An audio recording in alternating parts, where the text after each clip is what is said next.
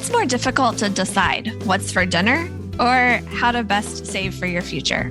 Both are overwhelming because there are just too many options. Chinese or pizza, 401k or Roth or annuity or life insurance. What, life insurance? You can't save for your future there.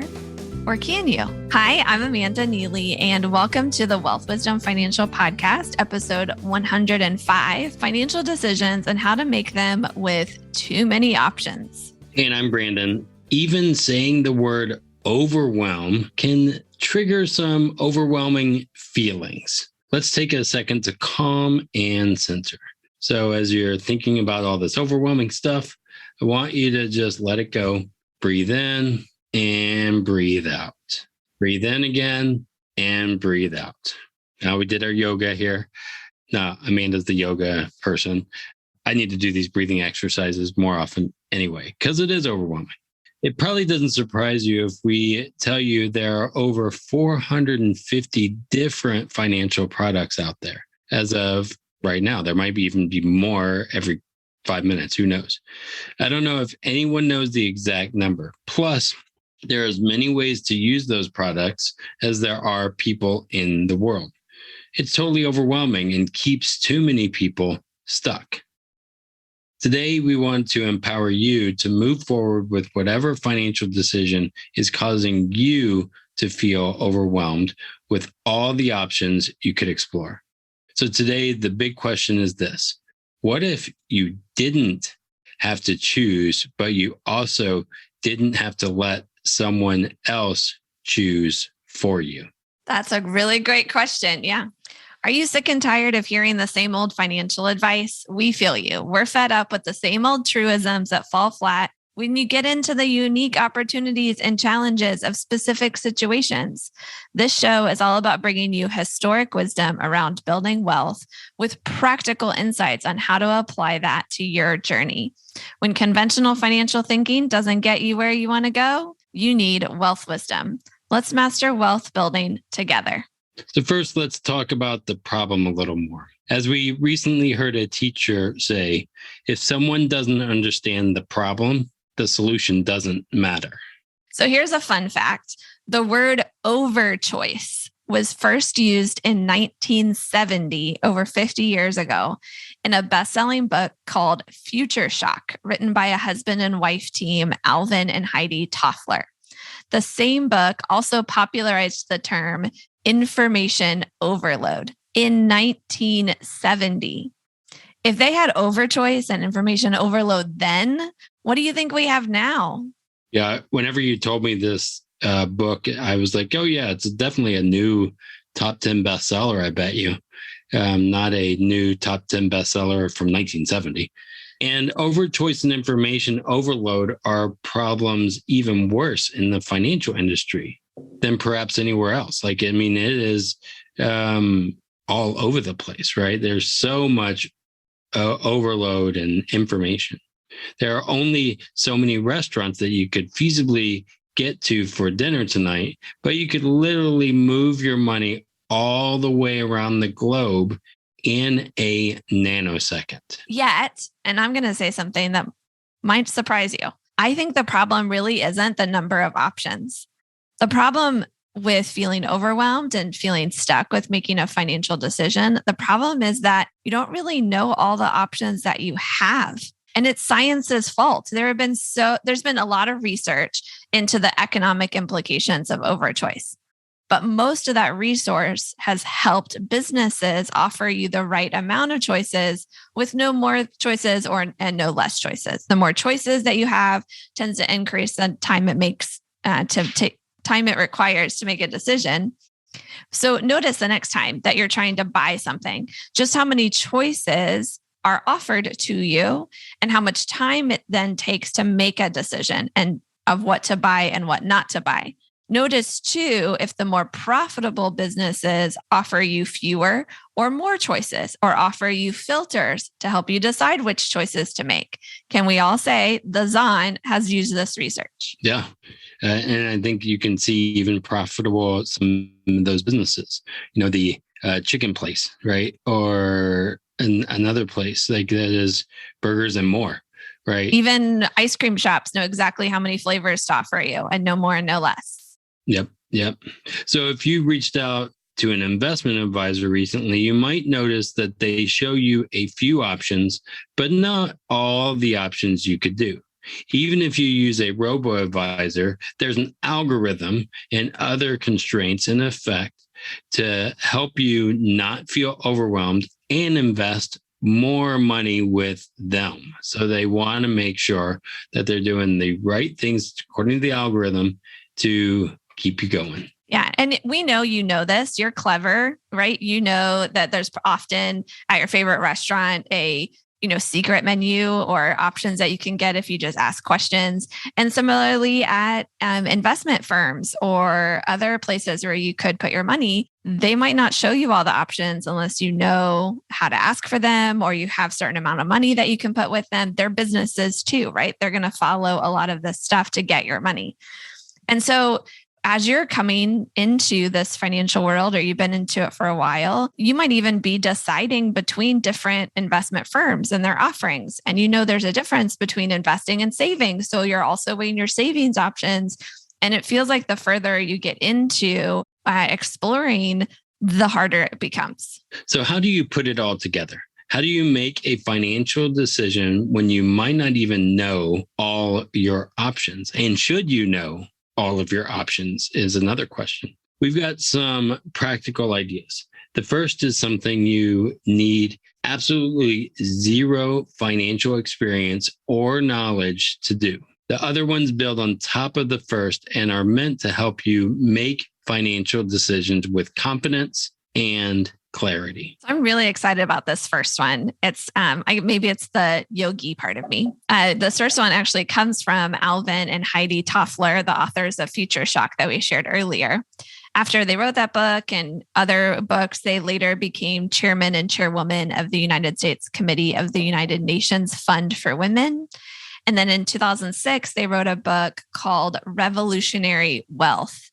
Now that title caught me. I was like, ooh, I got to look at this book a little bit more. Revolutionary Wealth. I haven't read the whole book yet. I'm not really recommending it per se, but we just came across it as we were researching this episode. And I found in their book that they have a very well articulated way to think about wealth. Like us, they define wealth as way more than money. In their words, here's what they wrote in the book, quote, "For the mother whose child is starving, a daily handful of rice may be wealth beyond measure." End quote. That is such a beautiful thing. I'm going to just read it again. "For the mother whose child is starving, a daily handful of rice may be wealth beyond measure." What this way of looking at wealth helps us to see is that wealth is really about desire. A mother's desire to nourish her child means wealth is a handful of rice, and that is wealth to her. Yet, if wealth is easily misunderstood and hard to, figure out what does wealth look like for me, I feel like desire is much less so understood. In fact, as much as people detest wealth, they actually, especially in our, American, but also around the world, we detest desire much more so. In a lot of ways, it's one of the vestiges of our religious ancestors, whether it's Eastern or Western religions. Our grandparents were taught to seek happiness by reducing their desires rather than fulfilling their desires. And then in history, consumerism took over. In the 1970s, it became okay to think to get rich is glorious. That's what people thought, right? Actually, I should probably share where that I came to get rich is glorious. There's actually someone who is high up in the China, like revered person in China that actually said that in the 1970s, to get rich is glorious.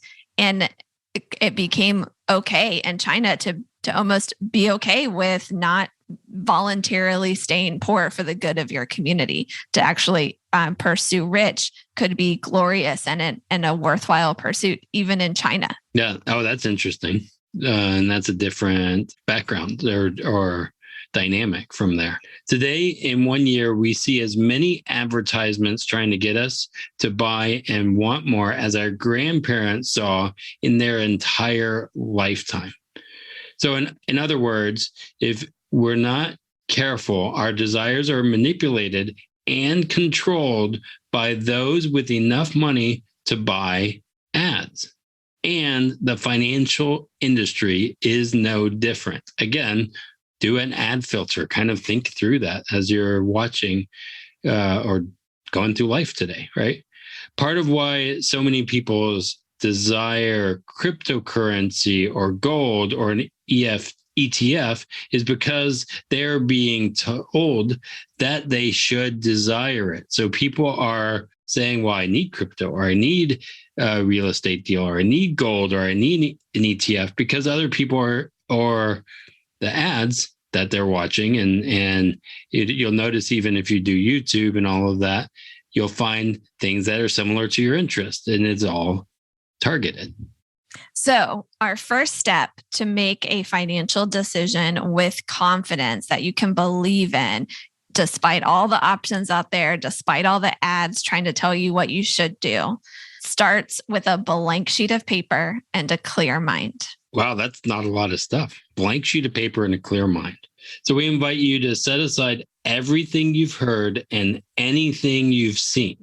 Try to ignore all the shoulda, all the couldas, and all the wouldas out there, and simply put this paper down and ask yourself, write this on the top. What do I desire my money to do for me? Again, what do I desire my money to do for me? We talked about this a little bit a couple episodes ago in episode 103. The title was Financial Portfolio Construction for Building Wealth. So if you want to go back to that one in 103, check out that episode for some more questions to ask. Ultimately, you might put on the Spice Girls in the background and dream and say, what do we want them to hear? I think you should sing it, Brandon. We want to hear your singing voice. I don't sing. You can do it. Do the Spice Girls and write on the second line what you want, what you really, really want. Tell me what you want, what you really, really want. There you go. Okay. That was... I don't know the rest. I'll let you off on that one, Brandon. How do you say it? Can you sing this? So tell me what you want, what you really, really want, like that. Yeah, put that in there. And now you're going to have Spice Girls in this blank piece of paper. Okay. And so a quick tip here to get to the root of what you really, really want, keep asking yourself, what's important about that to me? For example, I might say this isn't 100% true, but for sake of example, let's just play with this. Let's say I want $3 million. What's important about $3 million to me? Well, it's enough to provide an income, even if there's high inflation. Well, what's important about having an income and a growing income to me? Well, that means I'm self-sufficient and I don't need to rely on anyone else. Well, what's important about being self-sufficient to me? Well, that means my son is able to live his best life without worry or having to take care of me. And what's important about my son living his best life to me? Well, that means he's making the world a better place by giving his gift to the world. And what's important about him giving his gift to the world? Well, that means others are being helped to live their best lives. What's important about others living their best lives to me? Well, that means that they're giving their gifts to my son and to all kinds of people. And here I get into a little bit of circular thinking. And that's when I know I've gotten to the root. I desire to see people live to their full potential and to make the world a better place. Wealth to me would be being able to make that happen more and more. What I really desire is to see the change I want to see in the world. And wealth is really my tool to make that happen. Now, before we go on to the second thing, we want to share about making financial decisions. Right. Now, before we go on to the second thing, we want to share about making financial decisions. We encourage you to sit with this desire seeking for as long as you want or need. Like, sit with the desire seeking for as long as you want or need. Like, you should do that for a while. We find it the most frustrating when we chat with people and we can't help them get what they want because they don't know what they want, right? And that's a challenge, right? So we step in and try to help them figure out what they want, but that can be a long process, right? Because they haven't even asked themselves that. And then they say, well, that's an interesting question. And really, it's you asking that of yourself. So we encourage you to get started with it as soon as possible. And do it with your spouse too, if you can. Yeah, 100% for sure. Anybody that you share financial decisions with, dream together. Absolutely. Now, let's say you know what you want, what you really, really want. How do you discover and decide what's really going to get you what you really, really want? So then we have 3 key ingredients here. The first, of course, is an ally who can help you see what you are not seeing. Other people on your team that can help you get to what you want, what you really, really want. You've heard us say time and time again on this show, the best financial professionals are the ones who will empower you with knowledge and help you make the best decision for you, not just push a product or service or way of thinking. On top of that, before an ally starts to share information, we believe they should get to know you and what you really, really want. That's why every person who reaches out to us to see if we're a good fit together, we spend about an hour just getting to know them and what they want their money to do for them. Then we can move forward to help them find what they want easier and faster. Maybe it's helping them get there faster and easier. One of the tools during the conversation is a filter, and that filter is a key ingredient to number 2. Yeah. So the second key ingredient is this filter to easily knock out a bunch of options that won't get you where you really, really want to go. We actually have a series of 12 questions you could ask that help you take what you really, really want and find out what types of financial tools will help you get it. We've turned these questions into a fun online quiz that you can take right now at grandmaswealthwisdom.com/quiz. We'll put a link in the show notes. Again, it's 12 questions that help you filter out a bunch of those 450 different financial products and find which ones are actually going to get you what you really, really want. And, people love quizzes, right? They love to do that, find out which Harry Potter character you are, or, all of the things. So again, go to grandmaswealthwisdom.com/quiz, and you're going to probably love some of the results. Finally, at the beginning of the episode, we mentioned today's big question. It's this: what if you didn't have to choose, but you also didn't have to let someone else choose for you? Several years ago, we were told about a tool that increased our ability to adjust as our desires changed rather than keep us locked in. It gives us time and space to continue to own in on our desires and figure out how best to pursue them and our monetary wealth as it continues to grow in the meantime, right? So we are able to build this in, and we are able to see and achieve those desires because of those tools that we put in place years ago. What we love is that this tool is a both and kind of asset. For example, we can grow our wealth and invest in our business. We can grow our wealth and own a home. We can grow our wealth and give our son a wealth of experiences in his childhood. We can even have our monetary wealth grow in 2 places at the same time. Right? We invite you to do the 12-question financial tool quiz. You might just find it surprising what tool might give you the ability to start building wealth or to build wealth more effectively and increase your options over the long term rather than making a decision that limits your options in the future. And we all love options. We just want to have the right options for us too. So to recap today, many of us feel overwhelmed when it comes to making a financial decision, partly because we have too many options and because we fear we don't know all the options. And that fear is rightly justified. So we invite you to dream with a blank sheet of paper and an open mind.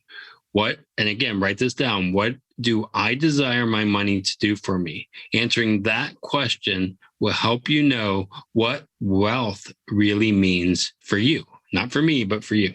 Then you can find an ally. And of course, use that quiz and find the right tools for you. And most importantly, when you find those financial tools, you will have confidence in deciding they are indeed what will bring you to wealth, whatever wealth, again, means to you.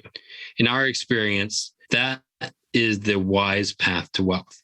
Knowing what's important to you, what you really desire, and then aligning your tangible assets with those desires. It's really that simple. And it doesn't matter if you have a handful of rice or a silo filled with rice, and have it as long as it aligns with your desires. Before we close today, we do want to say a quick word to those who might still feel lost when it comes to figuring out what they really desire. First, we want to say this is actually very common, especially if you experience some sort of trauma in the past, particularly financial trauma. Sometimes to help get clarity on what you really, really want, you could start backwards. You could start with the quiz to show you different qualities of financial tools, and then go to the blank piece of paper and reflect on how that made you feel and what it revealed about what's most important to you and what your desires really are. Be sure you take as much time as you need, but not a second more, to dream and open yourself up to having desires and to finding those desires, what they really are. And at any point along the way, we're excited to be your ally. So again, the website for the quiz is grandmaswealthwisdom.com/quiz. That link will be in the show notes. And the reason I said take as much time as you need, but not a second more, is that your financial future is waiting for you. And the sooner you get started, the better it could be. Yeah, we don't want to just stay in dreaming mode. We want to actually balance the dreaming with the action, right? And speaking of taking action. Yeah, so it's both and. So taking action, hit that subscribe button, write a review. We would love if you could write a review and share this episode, because in the next episode, we're also going to be sharing how to move from financial stress to financial sanity. So I know there's a lot of people out there who are in financial stress. Even as the market is up or whatever it is, there is so much stress out there, and we all want sanity. So we're going to reveal what we believe is the underlying cause of financial stress that stems back to the 1960s. More importantly, we're going to uncover what you can do about it to bring more joy and freedom to your life and, of course, to your wallet. Until next time, keep building your financial confidence. We hope you live long and profit. The topics presented in this podcast are for general information only and not for the purposes of providing legal, accounting, or investment advice. On such matters, please consult a professional who knows your specific situation. This is thepodcastfactory.com.